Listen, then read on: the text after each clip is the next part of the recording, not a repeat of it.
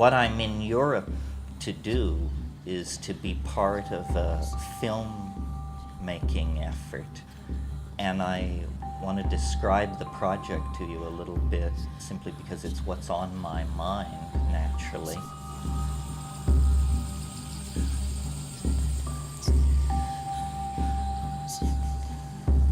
It's not a film about rave culture. It's not a film about Albert Hoffman. It's not a film about body piercing or any of these things that great films need to be done about and have been done about. It's about one of your local heroes who is a great hero of mine. And I'm talking about Frederick V, Elector Palatine, Prince of Heidelberg, King of Bohemia, who was not content to sit back and let things happen, but was willing to launch a grand alchemical dream of a reformation of human society.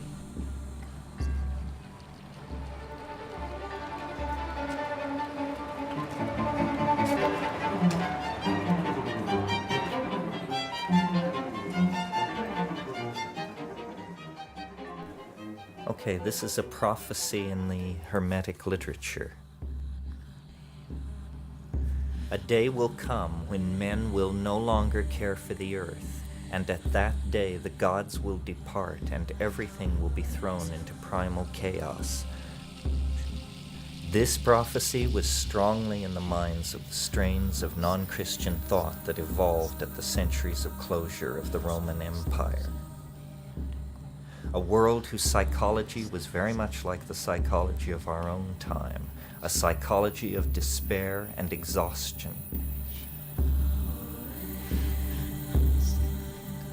LSD was not sufficient, even coupled with rock and roll. It only brought oppression. It was like a failed alchemy. Instead of the dissolving and recrystallizing at a higher and more angelic level, thousands of prisons were built and the entire thing failed.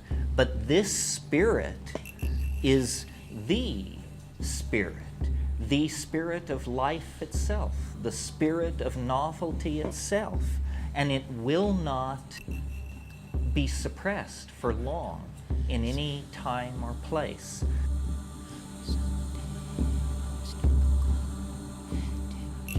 So now again, it comes. It's a spirit of dissent that says we will not serve the values of materialism, the values of the ego, and the values that separate and break down the community.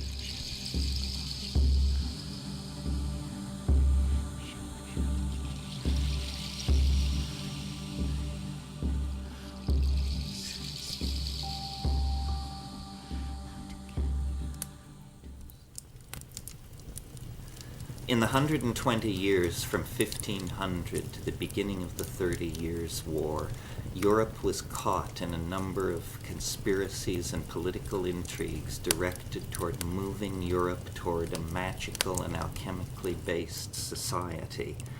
The Protestant princes of the Northern League of Germany, especially Frederick the Elector Palatine, came to culminate this movement, but its roots lie further back in the 1580s of the 16th century. It was in this period that the English astrologer, astronomer, mathematician, navigator, and expert of espionage, John Dee, launched his famous and mysterious mission to Bohemia, a little-known incident in European history which holds clues to understanding the fate and evolution of modern science and the nature of a lost world of magical and alchemical thinking that once claimed the attention of the European imagination.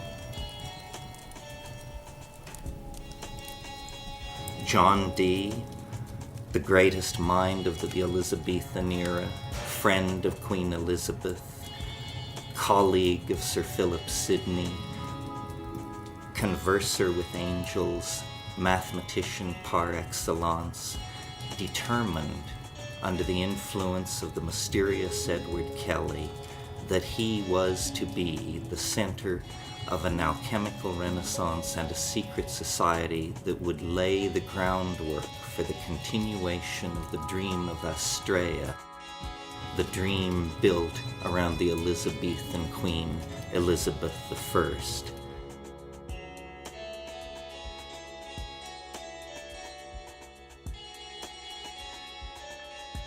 He associated himself intensely with the Arthurian mythical and mystical side of the Elizabethan idea of British Empire.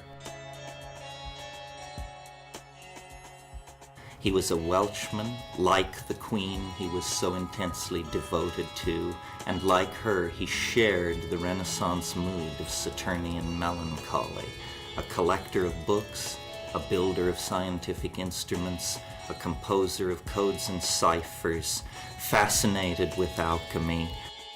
Dee was both the figure of the introspective melancholic and the world-planning, empire-building political visionary. Dee was under the patronage of the Earl of Northumberland, and it was Northumberland who looted the Catholic monasteries at the time of Henry VIII.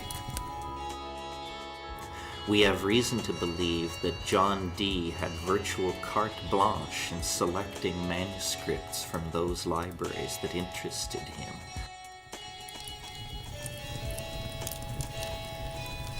Not only was Dee a scholar of the classics and the magical past, but he was an intimate friend with some of the great movers and shakers of his own time, particularly Sir Philip Sidney and the entire coterie of poets and artists who had gathered themselves around Elizabeth, Astrea, to celebrate her reign and to make of her the paradigmatic sovereign of Europe that Dee believed led the way toward the establishing of a universal alchemical monarchy. It was essentially a poetic enterprise, as alchemy always is. Merlin, in the Arthurian legends, has come down to us basically disguised as John Dee. The image we have of Merlin is Dee's image. So Dee possessed an enormous power over the imagination of his contemporaries. They were in awe of his learning.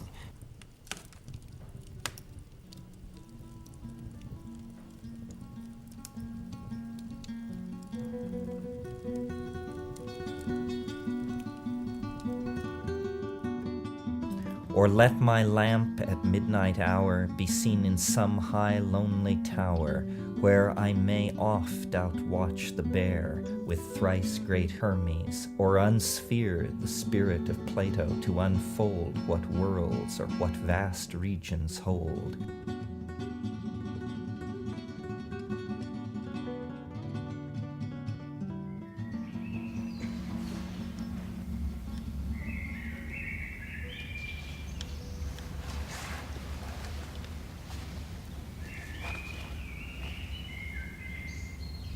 Perhaps we are the naive ones. Perhaps we too quickly assumed that we had understood all there was to know about matter. After all, even to this moment, we cannot locate the seat of the imagination in matter. We cannot trace the evolution of a human thought or hope in matter.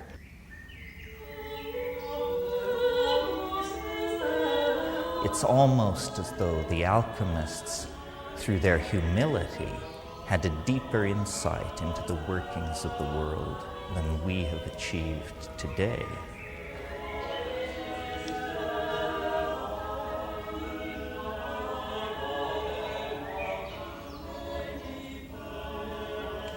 The transformation of matter into a universal panacea for the redemption of mankind. This was Dee's great passion. This was the overarching theme of his life. a deep, deep commitment to the reformation of society, and a deep, deep exhaustion and rejection of the values of Christendom that he saw betrayed all about him. And then by distillation, and then by coagulation, and then by concentration through firing, the alchemical body is brought to completion. These are processes that go on both within the chemical retort, the alembic, in the alchemist's laboratory, and they are processes which go on in the heart and mind of the alchemist. One process dissolves, another process separates the dross, the gross matter, from the precious. Another concentrates the subtle essence. Another raises the subtle essence to another level of refinement.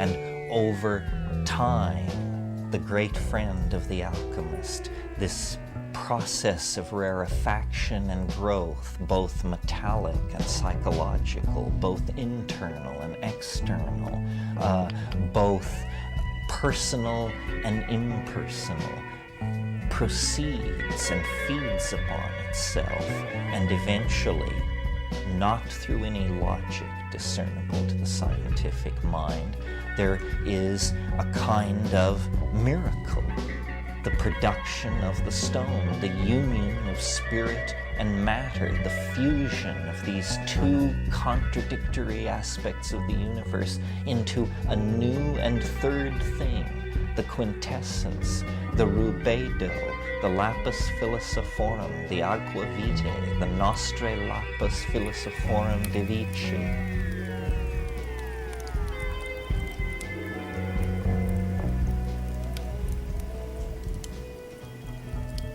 I would place Dr. D at the center of this business, and then it's a dissolve to Mortlake, 1582, the angelic encounter.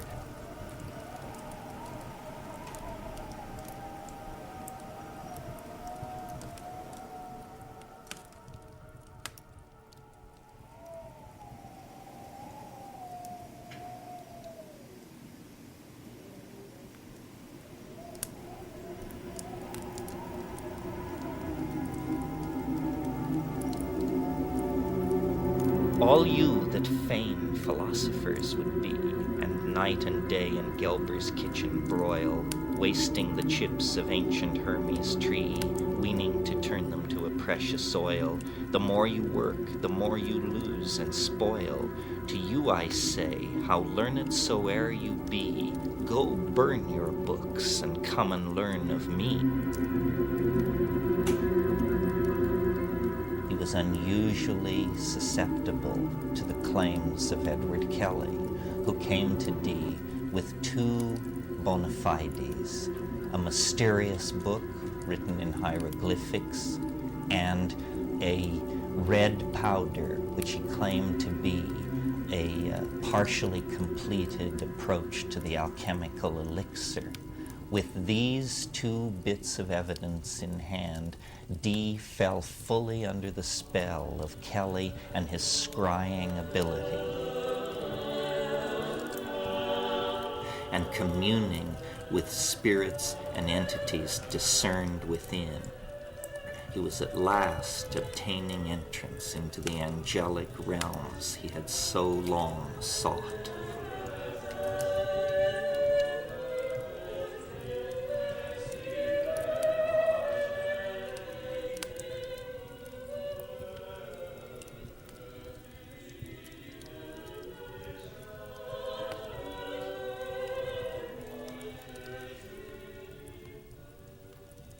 The diaries of Dee show that over a period of years and on a daily basis, he and Edward Kelly would regularly retire to the inner chambers of Dee's house, first at Mortlake, and then in a series of courtly settings as they moved about Europe.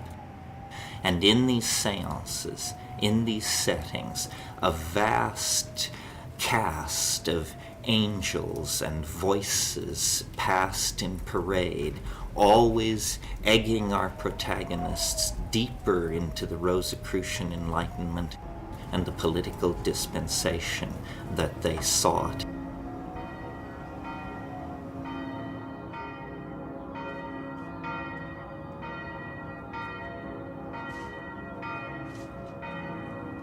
In 1583, they arrived at last in Prague. Prague at that time was ruled by Rudolf II, the occult emperor, collector of dwarves and giants, patron of alchemy and astrology, one of the most eccentric and extravagant rulers in the entire panoply of European history.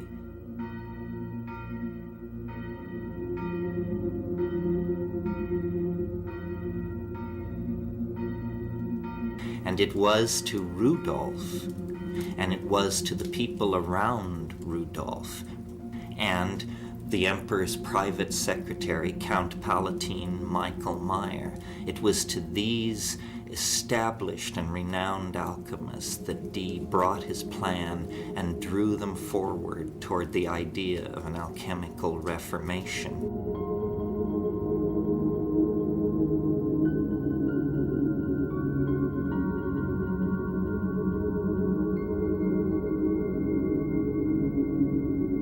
He was able to lay the groundwork for events which a generation later would blossom into the Rosicrucian Enlightenment.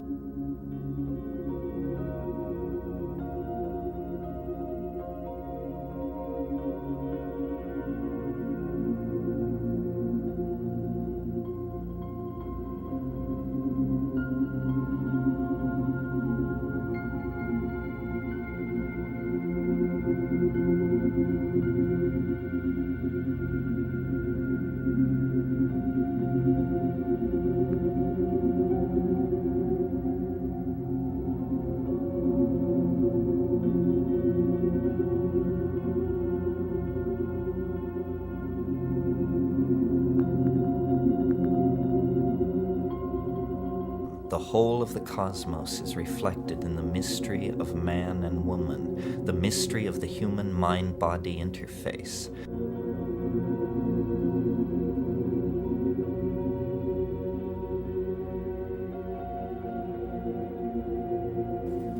It's important to see Dee as a kind of culmination of a tradition that had been at work for over 150 years in Europe. The use of astrology, numerology, Hebrew Kabbalah, and the doctrine of signatures to produce a magical theory of nature and man's place in it can be traced to a generation before Dee. People like Henry Cornelius Agrippa von Nettelsheim, who became the prototype for Faust, the Bishop Trithemius, the great developer of codes and ciphers, one of Dee's great passions, the Florentine magician Marcello Ficino, who was the great rediscoverer and promoter of the Hermetic knowledge, and upon which he drew very heavily. But he took their work and added the dimension of the idea of an angelic intercession into politics of the time, essentially in support of the values of the young Queen Elizabeth and her Astrea reign.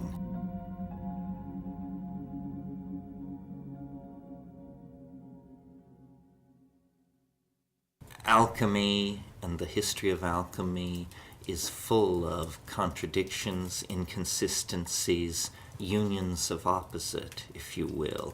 The very year that the Rosicrucian manifestos claimed the attention of the European public, 1608, Dee died in poverty and disappointment in his now half-looted and abandoned home at Mortlake. The alchemical dream that Dee had sought to live was to be completed, if at all, by personalities other than himself.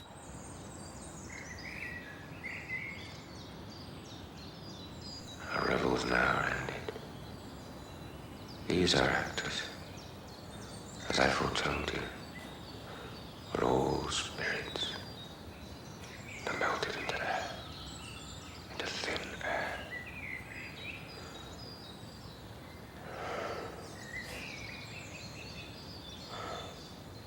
And like the baseless fabric of this vision, the cloud-capped towers, the gorgeous palaces, the solemn temples, great globe itself, yea, all which it inherit, shall dissolve, and like this insubstantial pageant faded, leave not a rack behind. We are such stuff as dreams are made on, and our little life is rounded with a sleep.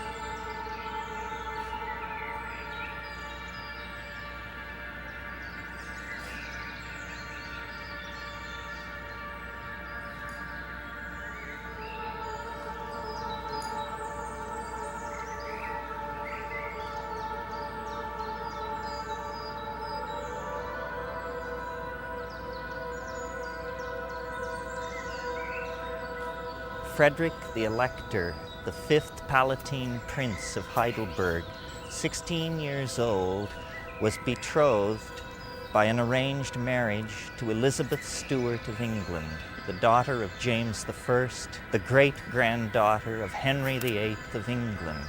She too was but 16 years old when they were married in one of the most dramatic nuptials that London had ever witnessed.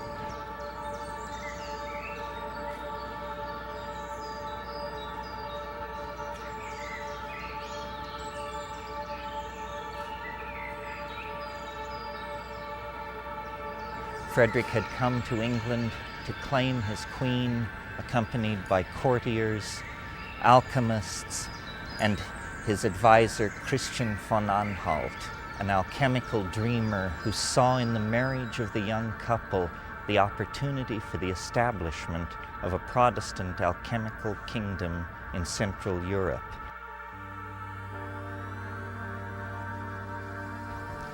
The young couple, lost in love, made their way back to Frederick's beautiful Palatinate in southern Germany, and there they intended to dwell and found a dynasty. But such was not to be.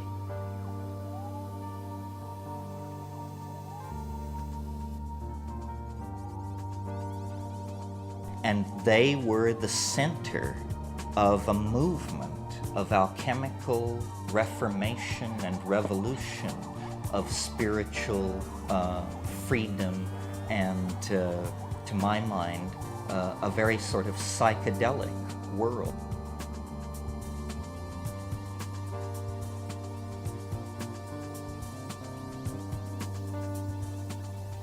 A rarefaction, good alchemical word, a rarefaction of the human imprint on this planet, a spiritualization of humanity, and a new order of mind folded in to this pair of 16-year-olds.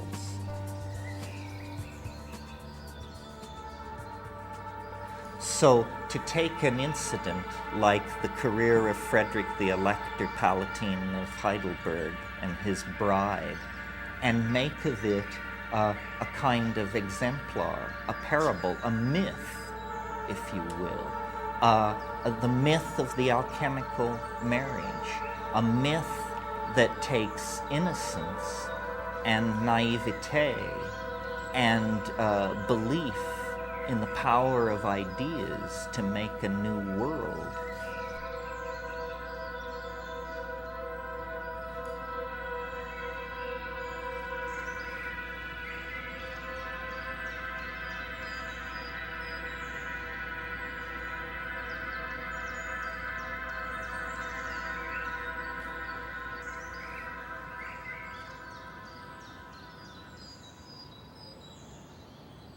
In the decades immediately before the birth of modern science, the exploration of the New World and the flowering of the alchemical imagination confronted European man with a bewildering complexification of nature.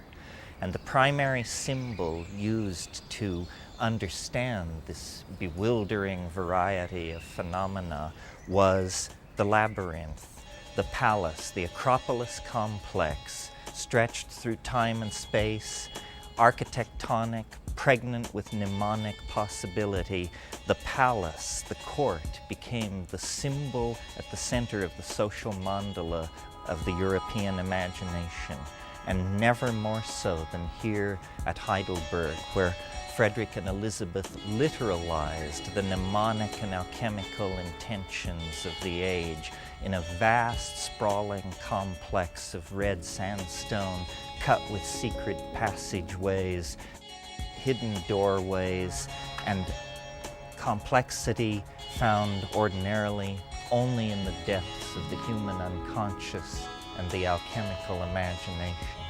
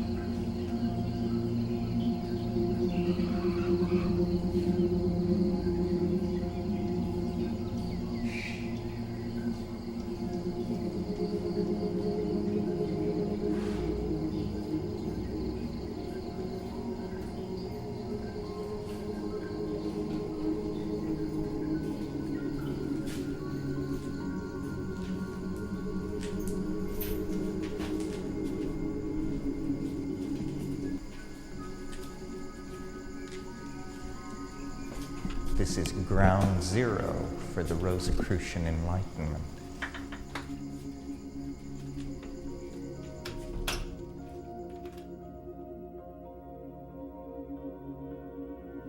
Standing here in the alchemical laboratory of the palace in Heidelberg, we are essentially at the center of the alchemical hopes of the Rosicrucian Enlightenment. It was here in the years before the adventure in Bohemia that Frederick's alchemists, astrologers, and soothsayers toiled directly under the king's observation and control. Here came Michael Meyer, Heinrich Kundrath, the great names of alchemy. It's entirely possible that John Dee was in this room. It's entirely possible that Edward Kelly stood where I am standing now. It's almost impossible to conceive of the hopes and the fantasies and the labors and the dreams that have been generated by and are centered on this room and the objects in it. This is the last alchemical laboratory in the world to fully function before the rise of modern science. And these tools in many ways reflect the internal cosmology of the men and women who used them. This, for example, a typical alchemical distillery, is called the Pelican. Another example of the colorful nature of alchemical vocabulary. It's called the Pelican because it is associated with the myth of a bird which plucks blood from its own breast. The prima materia, feces, black coal, charcoal, salt niter, heated in here, brought to a high temperature, a fevered caloric state, rises into the higher empyreum of the vessel, and there, rarefied, it condenses, liquefies, and flows down into the cooler domain of the child of the pelican. Here the essence is collected, the quintessence, and always the hope was that the next experiment, the next combination of materials would yield the elixir vitae, the lapis philosophorum, the completion that the alchemist sought. And so all this fantastic apparatus that we see around us is really not so much in the service of channeling liquids, gases, but in the service of channeling spirit out of matter and into the higher realms, where it then can be refluxed, recondensed, and the lapis philosophorum, the stone of the philosophers, the central mystery brought to completion.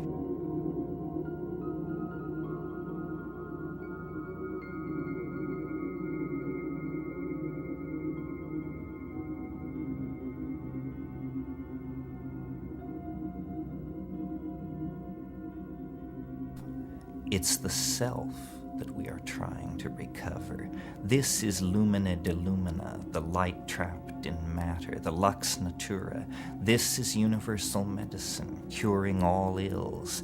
It is the answer. It is what everyone is looking for and no one can find.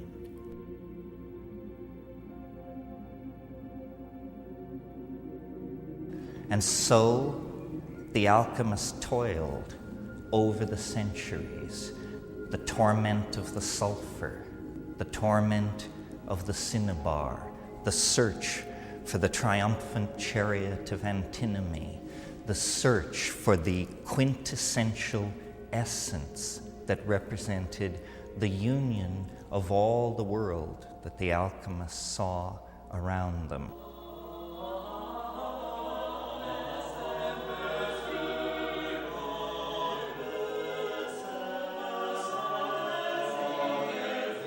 We have come to understand that the work of alchemy was not about the transmutation of crude metals into gold, but was in fact a kind of dance of the imagination in which the psychological complexes within the alchemist were mingled in an amalgam with chemical processes, creating a kind of mythology of matter, a landscape in which the green lion, the red dragon, the hermaphroditic queen, the four-headed dog were figures moving to and fro in the fevered speculations of the so-called philosophers. And the belief was that man could work with nature, a full partner with the divine process, and redeem the light fallen into matter, and in so doing, redeem himself.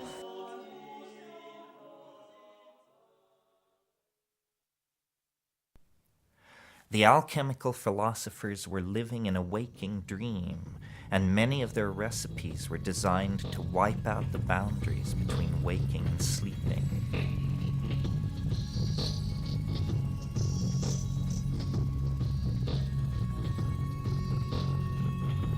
The stages in the great work, beginning in the negredo, the blackening, then the rubedo, the reddening, the citrinitas, the yellowing, the veriditas, the greening, the albedo, the whitening, and finally the purificatio. So at each stage there are substages of dissolutio et coagulatio. It's a melting and a recasting and a purifying of psychic contents.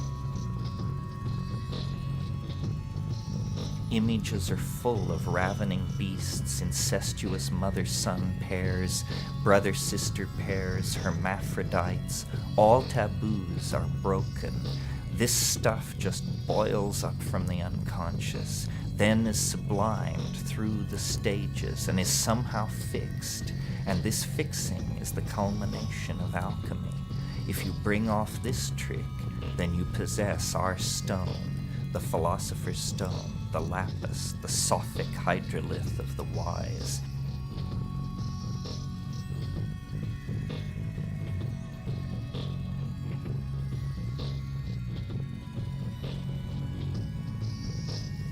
In the swirling of the alembic, in the chemical processes going on in the retorts, you begin to be able to project your unconscious material.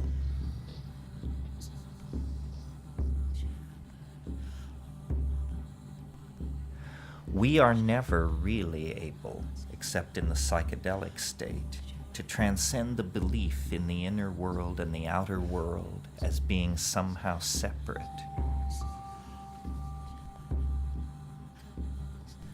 Within the context of the alchemical vocabulary, the psychedelic experience as brought to us through plants, long in the possession of Aboriginal people, appears to be the identical phenomena.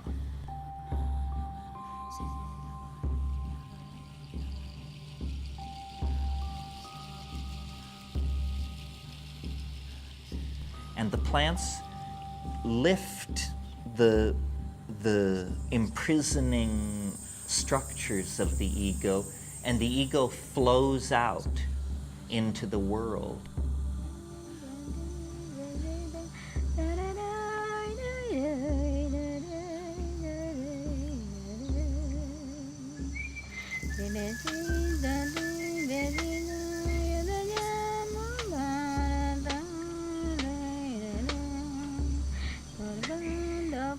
Shamanism is essentially a living tradition of alchemy that is not seeking the stone, but has found the stone.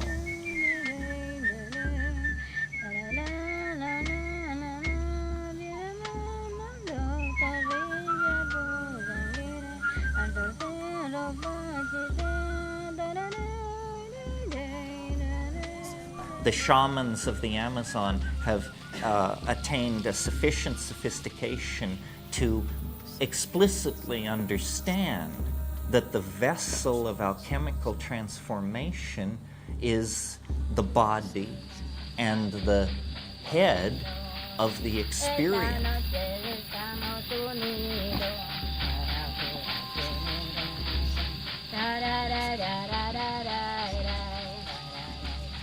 This is the alchemical vessel. This is where you will encounter the three-headed dog and the queen dissolving in her bath and the incestuous couple that combine Sol and Luna to produce the white essence of the panacea of the universal medicine. These are psycho-mental processes.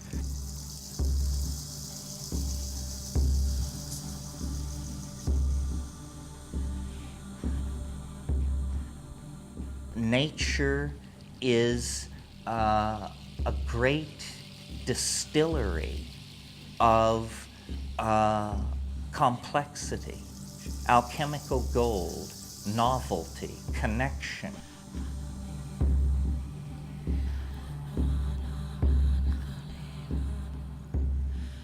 We have re-understood what was forgotten during the reductionist centuries of modern science. We've re-understood that the world is one thing, and it's a living thing. It's a thing with an intent and a spirit.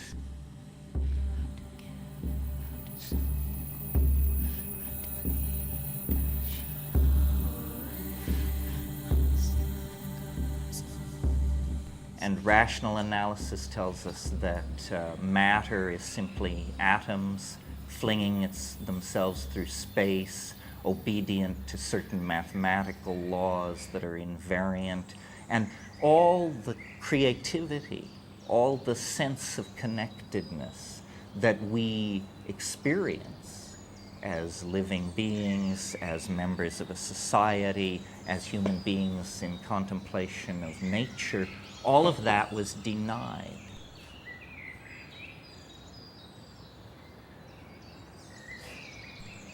And it reaches its ultimate culmination in a statement made by Jean-Paul Sartre, the French existentialist, who said, "Nature is mute." You understand what I mean? Nature gives no clue, he tells you. Man is alone in the cosmos with his complexes and his obsessions. He confers meaning. I reject this. I think the entire message of the psychedelic experience, which is that nature seeks to communicate.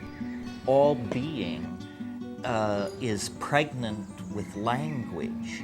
All reality wants to include the human side of nature in its ongoing intent. One of the most famous of all alchemical axioms is "as above, so below," meaning always that in every small part of reality, there is a tiny reflection of the great overstructure of reality. And in the largest structures are hidden the secrets of the smallest, and vice versa.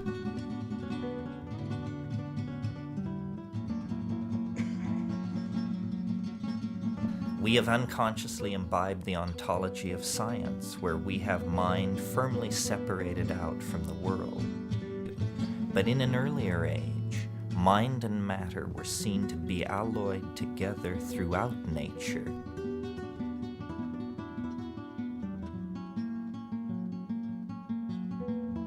And I think it's very interesting that at this very high-tech moment in our adventure, the plants return and almost stand before us as a beacon and a promise. They stand for absolute Tao. They stand for the correct way for life to relate to its environment. If you look around you, the entire global civilization is undergoing some kind of meltdown.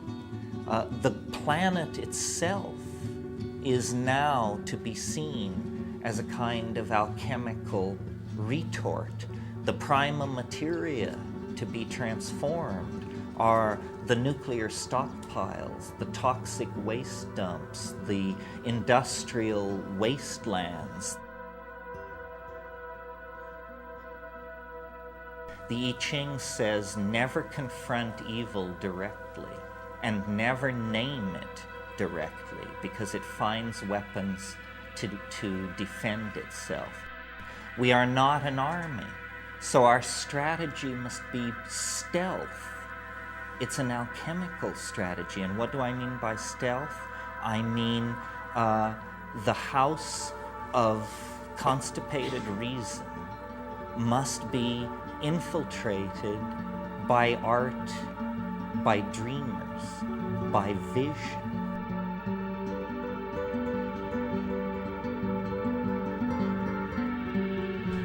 Find the others.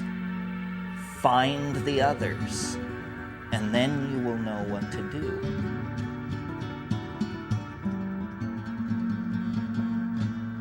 All truth which springs from the individual is subversive.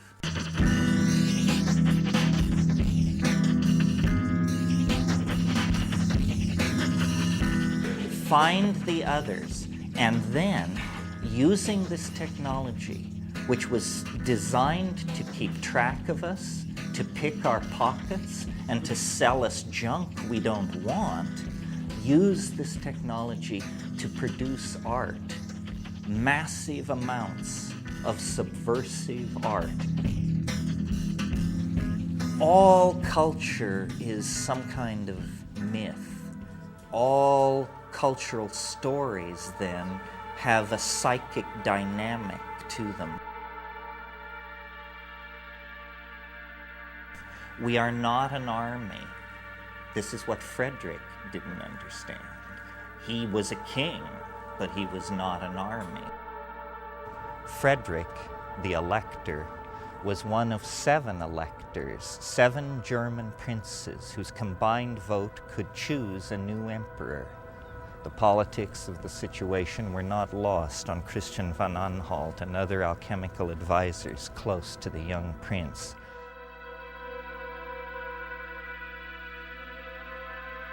Frederick began to plan beyond the fairy tale world of his Heidelberg Palatinate and dream of himself, the alchemical emperor, returned to the throne of the Kingdom of Bohemia in Prague.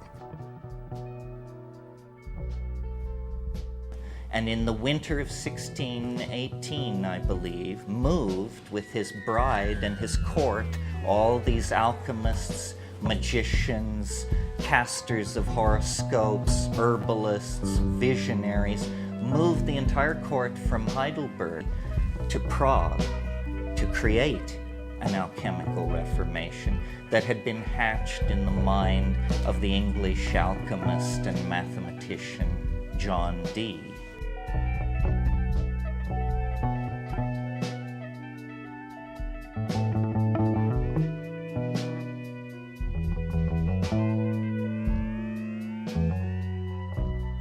Unfortunately, the alchemical dream was not to be. Frederick's advisors had seriously misjudged the situation.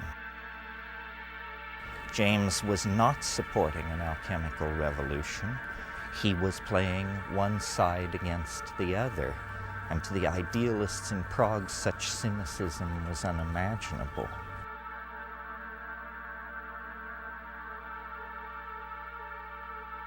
The Habsburgs back in Madrid quickly got wind of what was going on and laid siege to Prague. And the story of the alchemical kingdom and the Rosicrucian Enlightenment, for all purposes, ended at an incident called the Battle of White Mountain.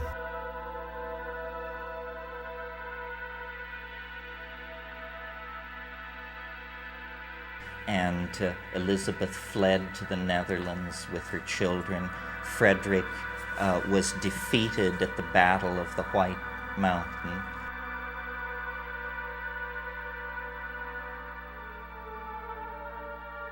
And the alchemical dream died.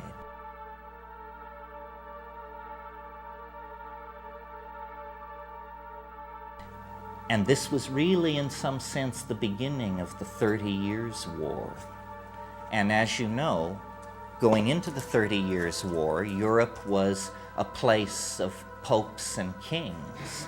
At the end of the 30 Years' War, it was a place ruled by parliaments and peoples, and the entire medieval world was swept away.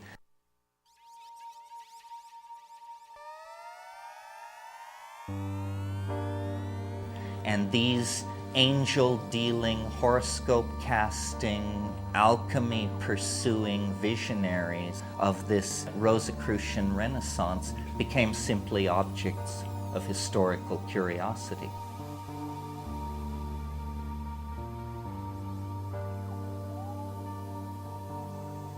But there was an unbroken thread that, however thinly drawn, persists right up to the present moment.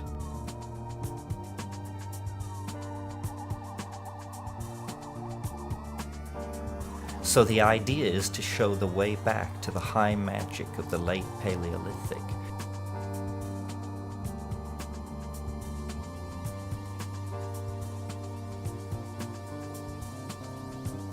I think that what we want to do is make our way back to the alchemical garden.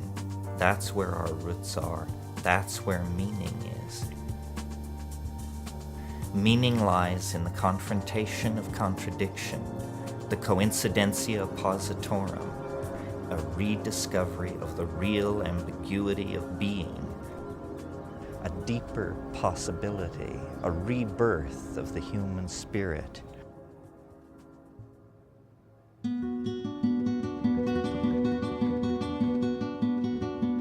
In their way, Frederick and Elizabeth were acting out the dream of Camelot. In their way, they were acting out the alchemical dream of the rebirth of the king and queen. In their way, they were laying the groundwork for a new dispensation of human thought, freed from the medieval assumptions of guilt and the need for redemption, a point of view that made human beings co-creators in a magical universe with a loving deity. All that passed away with the fall of the Winter King and Queen.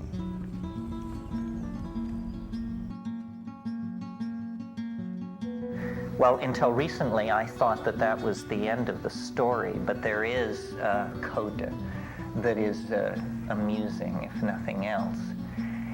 This Habsburgian army, having laid siege and destroyed the alchemical kingdom, began to retreat across Europe.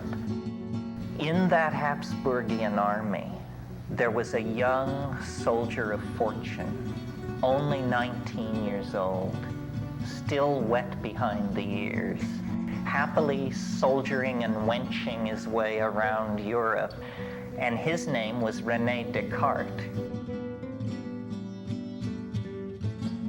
On the night of September 16th, Descartes had a dream, and in this dream, an angel appeared to him, and the angel said to Descartes, "The conquest of nature is to be achieved through measure and number." And that revelation lay the basis for modern science. It's the alchemical angel, which will not die. It returns again and again to guide the destinies of nations and peoples toward an unimaginable conclusion.